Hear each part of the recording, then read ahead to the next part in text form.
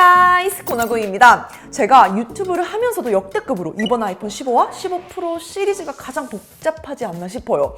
일반 모델과 프로 모델을 나누는 걸로도 충분할 것 같은데 근데 이거를 다시 크기별로 몇 가지 하드웨어를 다르게 적용하는 바람에 좀 골치가 아픕니다.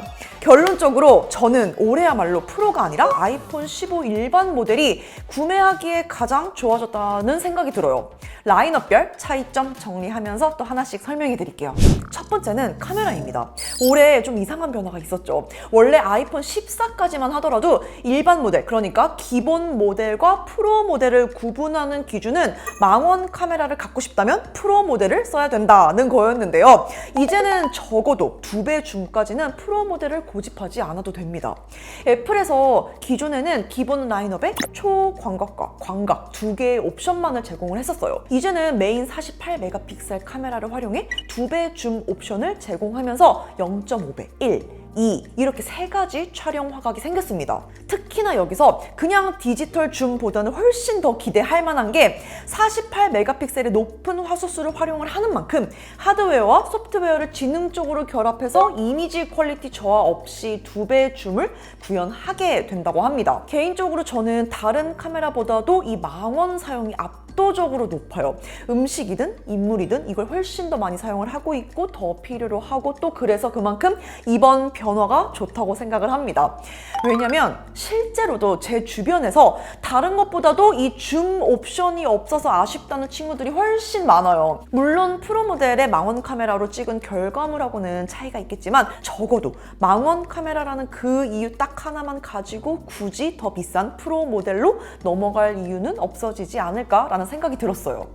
측면 동작 버튼이라는 게 이번에 프로 모델에만 새롭게 들어갔어요. 기존에 토글 방식으로 들어가서 벨소리와 무음 설정을 하는 용도로 쓰였는데 이거를 이제는 버튼으로 아예 딱 바꿔서 벨소리, 무음, 음성 메모 실행도 하고 카메라나 단축어 실행도 가능하고 집중 모드, 플래시 등등 정말 다양하게 커스터마이징을 할 수 있게 만들었습니다. 이렇게 새로운 하드웨어와 또 그 하드웨어를 이용해서 활용 방식에 대한 옵션이 여러 가지 생기는 건 물론 반가운 일이죠. 그런데 이 측면 동작 버튼이 프로에만 있어서 그래서 프로를 사야 된다? 저는 이거는 반대예요.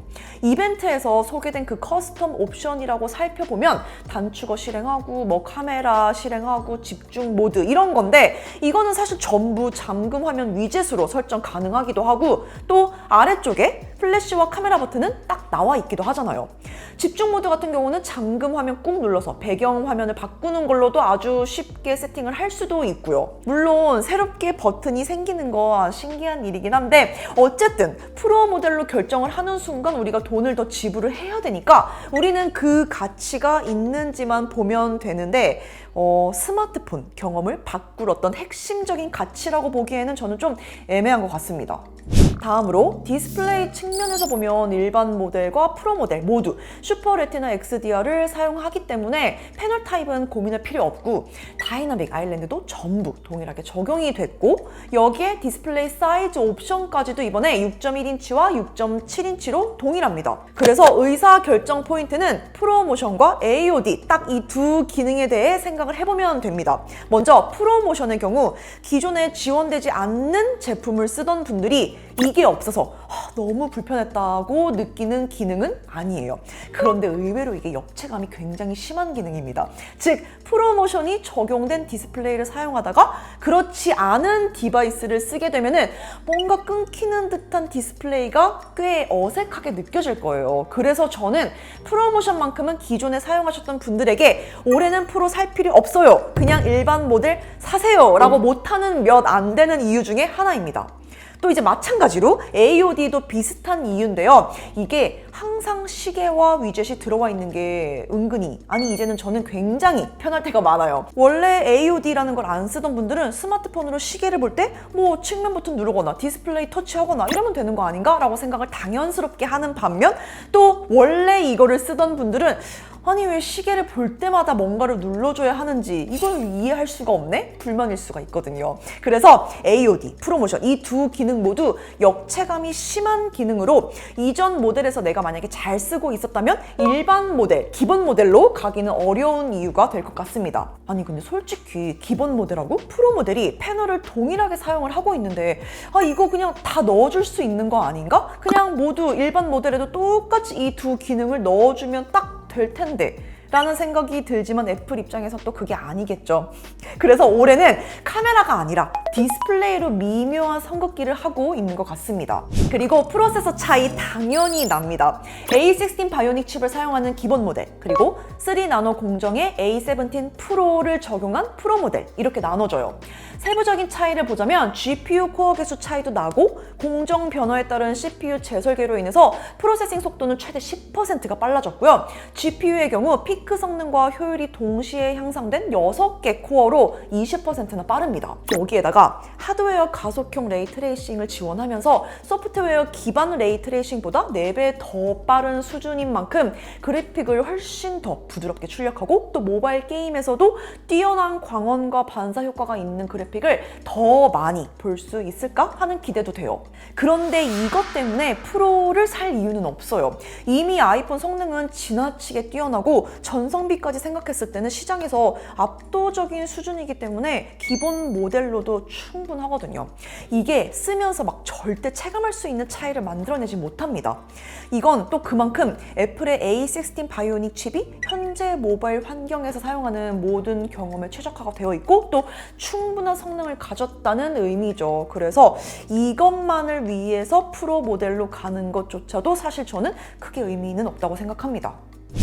자, 마지막 경우가 있는데요. 나는 2배 혹은 3배 망원 카메라도 영 시원치 않다. 더 땡겨 찍고 싶다. 그래서 아이폰 15 프로에도 없고 프로 맥스에만 있는 5배 광각 줌 성능을 제공하는 그 카메라가 나는 반드시 필요하다. 그러면 그건 답이 없습니다.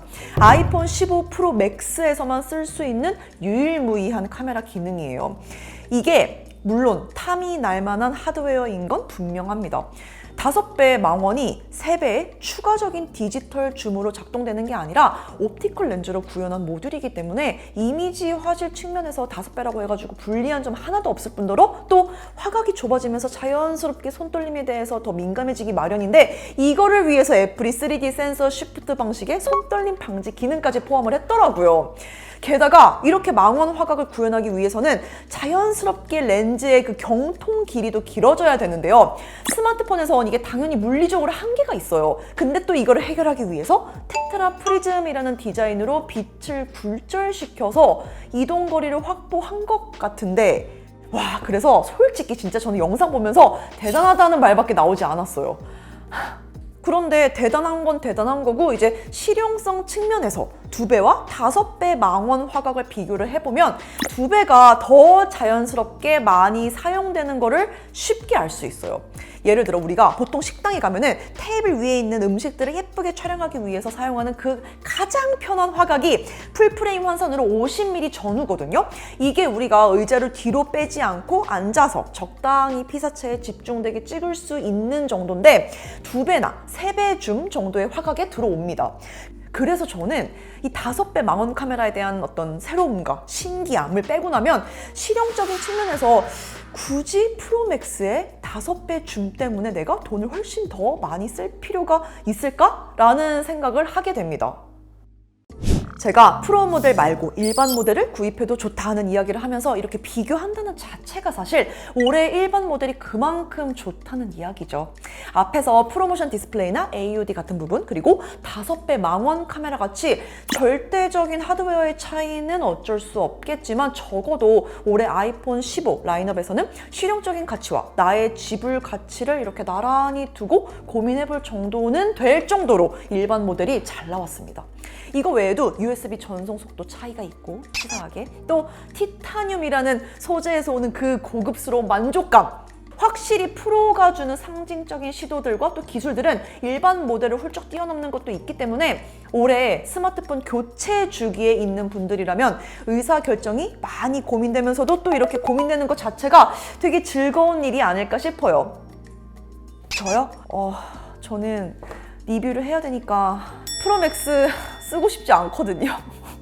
진짜 저야말로 애플 짜증나는 게 프로맥스 너무 크고 무겁고 불편하고 거치하기도 불편하고 휴대하기도 불편하고 이래저래 다 싫은데 그놈의 5배 줌 카메라 때문에 프로 사이에서도 지들끼리 선을 그는다고 이렇게 딱 나눠가지고 이번에 평생 안 그러다, 평생이 아닌가? 아니 평소에는 안 그러다가 왜 이번에 갑자기 그렇게 된 건지 모르겠지만 그래서 저는 이것도 써봐야 될 것 같아서 어쩔 수 없이 맥스 갑니다. 여러분들은 올해 아이폰 교체하시나요? 뭘로 바꿀지 저한테도 알려주세요. 궁금하다. 그럼 저는 또 아주 곧 영상 빠르게 준비해서 돌아오도록 하겠습니다. 궁금한 점 남겨주시고요. 그럼 다음 영상에서 만나요. Bye guys!